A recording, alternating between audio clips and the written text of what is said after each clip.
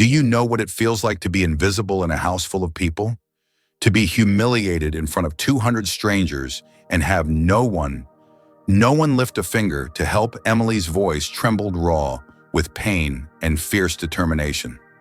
That night, I wasn't just cleaning floors, I was fighting for my dignity, my life. And what happened next? It will change everything you thought you knew about power, betrayal, and courage. Her eyes glistened with tears. She refused to shed, her hands clenched as if holding back a storm. The mansion was a glittering cage, the laughter and champagne, a cruel soundtrack to the dark secrets lurking beneath. But Emily was no longer silent. She was about to expose the truths that would shatter the perfect facade of privilege and force a family to face the consequences of their cruelty. Stay with me, because what you're about to hear will shock you to your core. The betrayal goes deeper than anyone could imagine, and the fight for justice will test the limits of love, loyalty, and survival. Don't look away now. This story isn't just about one woman's struggle, it's a mirror held up to all of us. If you think you're ready to confront the truth, keep watching. What comes next will break your heart and heal it too. Emily Walker knew exactly how invisible she had to be. Every gesture, every breath calculated to stay unnoticed. At 29, working as a housekeeper for the prestigious Caldwell family, she had mastered the art of blending into the background of lavish parties and high society gatherings. Tonight, the Caldwell mansion in New York City was sparkling with opulence, 200 of the city's elite swirling expensive champagne, laughing over carefully rehearsed conversations, and celebrating the merger that would put the Caldwell name on the map internationally. Emily carried a tray laden with crystal glasses, moving quietly among the guests, her eyes never lingering too long. But tonight was different. Victoria Caldwell, the 35-year-old wife of Henry Caldwell, was in an unforgiving mood. Known for her icy beauty, sculpted by years of surgeries and a wardrobe that cost more than Emily's annual salary, Victoria was a queen ruling over her kingdom of privilege. And Emily was a mere servant in her realm. Emily, Victoria's voice sliced through the hum of polite chatter, silencing the room instantly. 200 pairs of eyes snapped toward the simple, uniformed figure standing near the grand staircase. "Come here," Victoria commanded sharply. Emily's heart pounded as she walked forward, the weight of all those gazes burning into her back. Victoria turned to her circle of socialites, her smile cruel and cold.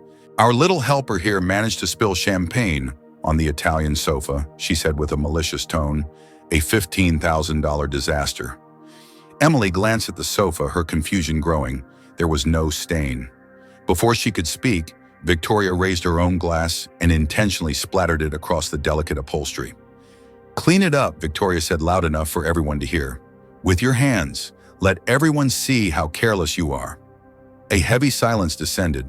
The crowd watched, some with amusement, others with contempt. Emily felt tears sting her eyes, but she dropped to her knees and began to scrub the invisible stain. Each movement was a blow to her dignity. The grand room felt like a courtroom where she was on trial, the jury made up of strangers in designer gowns and tailored suits. Then amidst the sea of indifference, a pair of dark eyes met hers. Henry Caldwell, her employer, and the man she barely knew, was standing just a few feet away, his jaw clenched, fist tight at his side. For a fleeting moment, his gaze held hers, a flicker of sympathy, maybe even something more. She thought he might intervene, but Victoria quickly cut in. "Henry, come meet Mr. Matsumoto. He's interested in investing more in our project." Henry hesitated, eyes still fixed on Emily, but then he bowed his head and followed Victoria away. "See, Emily," Victoria whispered harshly in her ear. "Even your own master doesn't care about you. After tonight, you'll be gone. Forgotten." Emily's blood ran cold. The threat was real, more so than ever before. She finished cleaning, her spirit crushed beneath the weight of judgment and scorn. Victoria turned away, laughing with her friends, leaving Emily exposed and vulnerable. But Luke, the 8-year-old son of Henry and Victoria, had been watching. Hidden behind a marble column, clutching his brand new phone, he recorded every moment of the humiliation. Earlier that night, he had overheard a chilling phone conversation that shook him to his core. "I'll make sure she disappears after the party. It'll look like an accident," his mother had whispered into the receiver. Luke didn't understand everything, but he knew enough to be terrified. Minutes later, as the party spilled out toward the pool area, laughter and music filled the air. The children played at the water's edge, their voices mingling with the strumming of guitars from the live band. Luke promised his mother he'd stay away from the pool, but temptation was strong. Meanwhile, Henry was absorbed in conversations with Japanese investors, trying to mask the worry in his eyes. He scanned the crowd for Emily, who was quietly washing crystal glasses in the kitchen, her hands trembling from the earlier ordeal.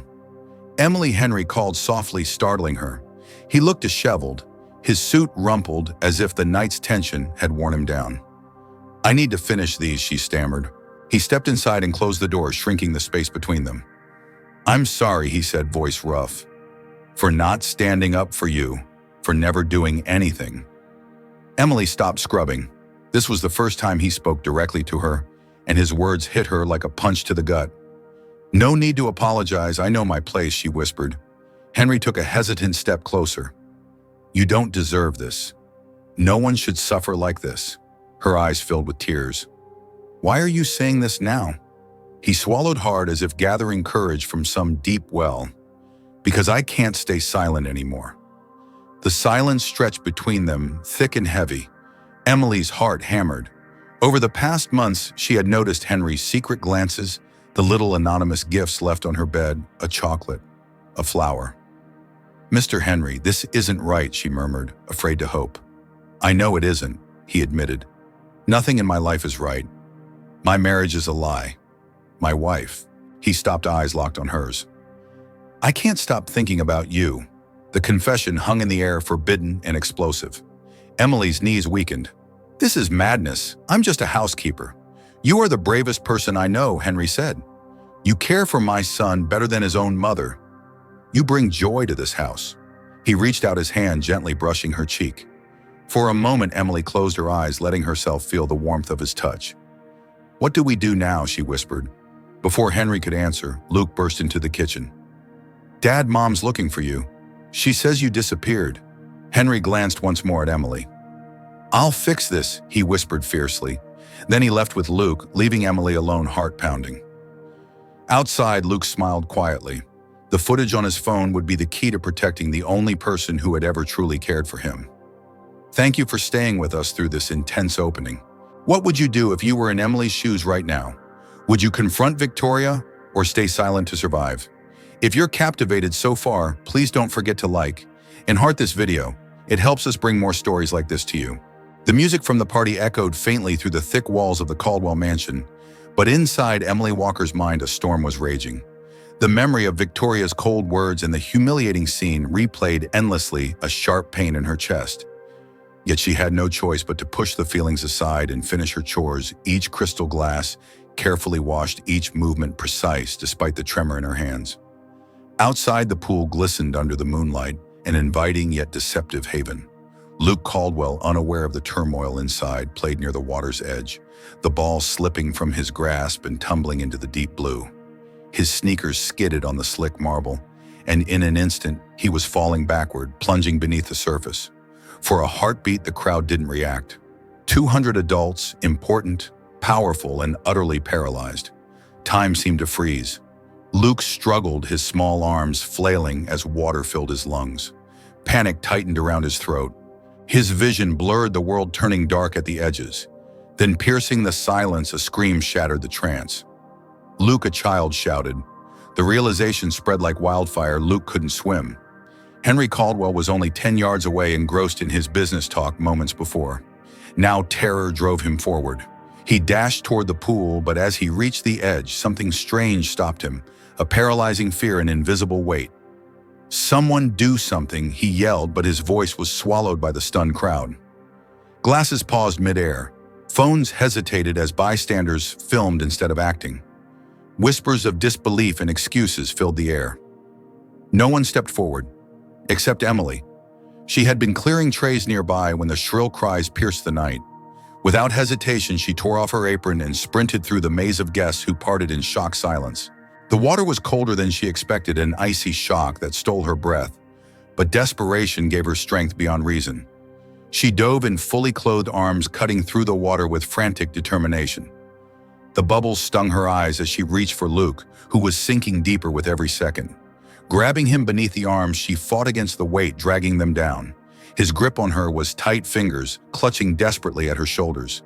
Together, they broke the surface, gasping and coughing. "Hold on to me, Luke," she whispered, her voice steady despite the chaos inside. "Don't let go." The crowd's stunned silence shattered as Henry finally shook off his shock. He lunged forward, pulling Luke from Emily's arms and onto dry ground. But Emily's strength was spent. She fought to stay afloat, panic blooming, as her limbs grew heavy. The edge of the pool loomed closer, too close to reach. A sickening crack echoed through the air as her head struck the marble rim. Blood seeped into the water as she slipped beneath the surface. Henry's gaze followed her descent in horror. This time he didn't hesitate. Abandoning all caution, he plunged in after her, diving deep into the crimson-tinged water. He found her limp body resting at the bottom, pulled her up, and dragged her to safety. She was unconscious, pale as death. "Call an ambulance," he shouted, desperate. He cradled her head, breathing into her mouth, willing her to come back. Minutes stretched into eternity. The party outside had turned to chaos. The cameras continued to roll, capturing every heart-wrenching second of Henry, desperately trying to save the woman who had saved his son. Suddenly, Emily coughed, sputtering water eyes fluttering open. Relief flooded Henry's face as tears streamed down his cheeks. "You're going to be okay," he murmured, brushing damp hair from her forehead. "You saved my son." Emily's body ached, her head pounding, but her spirit burned fierce. She was alive, but inside questions and fears clawed at her. Why was Luke near the pool despite his promise? Why did no one else act? And most haunting of all, why had she hit the edge so hard? The idea gnawed at her: could the pool's design be sabotaged? The days that followed blurred into a haze of hospital visits, whispered threats, and a growing storm of media attention. The footage Luke had taken during the party leaked online, turning Emily into a symbol of courage against apathy. Yet beneath the public admiration, dark clouds gathered. Emily found herself wrestling with conflicting emotions: fear, hope, anger, and an overwhelming sense of responsibility. She wasn't just fighting for her own survival anymore. She was fighting for Luke, for Henry, and for a chance at dignity in a world eager to crush the powerless. Henry stood by her side through every moment, his own turmoil visible in the lines etched on his face. He confessed his growing feelings, the years trapped in a loveless marriage, and his admiration for Emily's strength. But Emily, wary and scarred, wrestled with the implications. Could she trust him? Was this love born from desperation or truth? The threat from Victoria Caldwell loomed ominously. Her absence from public view was deceptive. The chilling words Luke had overheard echoed in Emily's mind, a promise that the accident was no accident. Emily and Henry began their own quiet investigation, uncovering unsettling evidence that the pool had indeed been tampered with. A cruel design to silence the one person who had dared to challenge Victoria's cruelty. As Emily navigated this treacherous landscape, she confronted her own doubts and fears. The pressure mounted: should she expose Victoria publicly and risk everything, or protect the fragile peace for Luke's sake? Her internal battle deepened, the weight of decisions heavy on her heart. One night alone in the quiet hospital room, Emily's thoughts spiraled. She thought about the life she had left behind, the sacrifices made to survive, and the uncertain future ahead. Was this the moment to fight or to surrender? Thank you for your patience as we journey through this gripping story. What would you do if you were Emily, caught between fear and hope, trust and betrayal? Would you risk everything to uncover the truth, or protect your family and walk away? If you're moved by this story, please like and heart this video. It helps us share these powerful stories with the world. The aftermath of the near tragedy at the Caldwell estate was unlike anything Emily Walker had ever imagined. Overnight, her name had spread like wildfire, hailed as the brave soul who dove into icy waters to save young Luke Caldwell, while 200 wealthy guests stood frozen in shock. Yet while the public showered her with praise, Emily's world was far from settled. Henry Caldwell remained steadfastly by her side, his admiration growing into something undeniable. The walls of their secret conversations echoed with confessions of loneliness, betrayal, and longing. He told her of the prison his marriage had become, a gilded cage filled with coldness, deceit, and Victoria's relentless cruelty.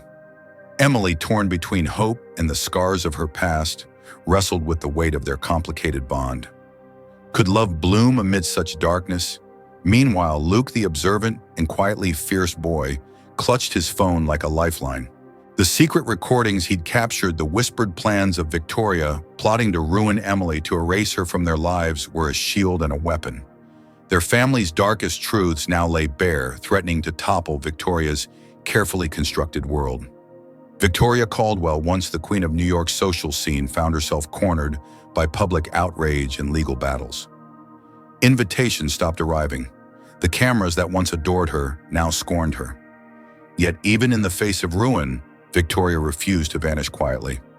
In a shocking turn, Victoria approached Emily, not as a foe, but with a surprising offer of reconciliation. She asked for a chance to work within Caldwell Enterprises, the company Emily was shaping into a beacon of justice and opportunity. The proposal was met with stunned silence in boardrooms and whispers in social circles. Emily's heart pounded with conflict. Could she forgive the woman who had humiliated her, who had tried to orchestrate her downfall? Was this an act of true remorse or another cunning scheme? Her internal struggle mirrored the mounting tension as their wedding day approached, a day meant to symbolize new beginnings but shadowed by uncertainty. The ceremony was set for Sacred Heart Church, a stunning venue steeped in history and grace, broadcast live to millions across the nation. Supporters and skeptics alike tuned in, eager to witness the union of Emily and Henry, a symbol of triumph over adversity. But peace was fleeting. Just days before the wedding, a shadow from Victoria's past emerged. A group of individuals, some long forgotten, others still lurking in the dark corners of power, appeared with damning allegations aimed to shatter Emily's reputation. The lies were vicious, crafted to inflict maximum damage. Yet Emily, Henry, and Luke stood undeterred. Luke's phone, brimming with undeniable proof, became their shield. When the time came, Luke's voice rang out clear and fierce, revealing the truth amidst the lies. Their unity forged through pain, and courage proved stronger than the schemes arrayed against them. Victoria's plan collapsed spectacularly. She was held accountable not only by the law, but by the court of public opinion. Facing the consequences, she confronted a new reality where forgiveness rather than vengeance was the path to true redemption. The day of the wedding dawned bright and clear. As Emily stepped into Sacred Heart Church, radiance and resolve shining in her eyes, the crowd rose in applause. Henry's gaze, warm and unwavering, met hers at the altar. Their vows echoed with promises not just of love, but of resilience, truth, and hope. The ceremony was more than a marriage. It was a public declaration that light could overcome darkness, that forgiveness could heal even the deepest wounds. In the months that followed, Emily's vision for Caldwell Enterprises blossomed. She launched initiatives focused on empowering women who, like her, had faced hardship and injustice. This included offering opportunities to those once seen as adversaries, like Victoria, who now sought genuine transformation. The once fragmented family began to mend. Luke thrived in the love and security of his new family, his laughter filling their home, alongside the soft coos of baby Sophia, the newest symbol of hope and renewal. Emily often reflected on the journey, the painful beginnings, the moments of doubt, the fierce determination to rise. She knew challenges would continue, but with love and conviction, they would face whatever came next together. As we close this chapter, I'd love to hear from you. Would you have been able to forgive someone like Victoria after all she did? Or do you believe some wounds are too deep for forgiveness? And what role do you think Luke's courage played in shaping the outcome? How important is the voice of the younger generation in standing up against injustice? Please share your thoughts below. Comment Note 3. If this story moved you deeply, Number 1. If you feel it could be improved, or Number 2. If it was just okay. Also, let me know which country you're watching from. I'm curious to see how far this story has reached. If you enjoyed this tale, don't forget to like, heart, and share this video. Your support means the world and helps bring more powerful stories like this to light.